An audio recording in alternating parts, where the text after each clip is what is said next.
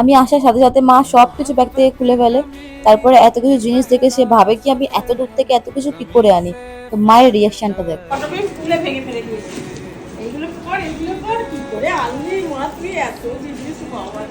Sorry বাবাকে surprise দিই, কেন বাবা জানতো না। তো বাবার রিয়াকশনটা দেখো।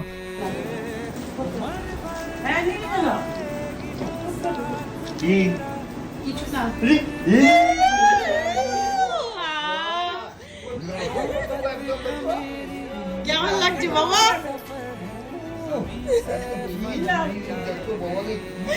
বাবার রিয়াকশনটা তোমরা সবাই দেখে নিয়ে আসো আশা করি। আর আমার কিছু বলার নেই, আমি এটাই চাই সবসময় এরকম খুশি থাকুক, সবকিছু স্বপ্ন পূরণ করার চেষ্টা করি। তো তোমরা তো দেখে নিলে বাবার রিয়াকশনটা। তো দিদির হাতে যে ফোনটা আছে সেটাও আমি দিদিকে অলরেডি গিফট করে দিয়েছি, কেন কিনা দিদি অনেকদিন ধরে বলেছিল আমাকে ফোন দিতে।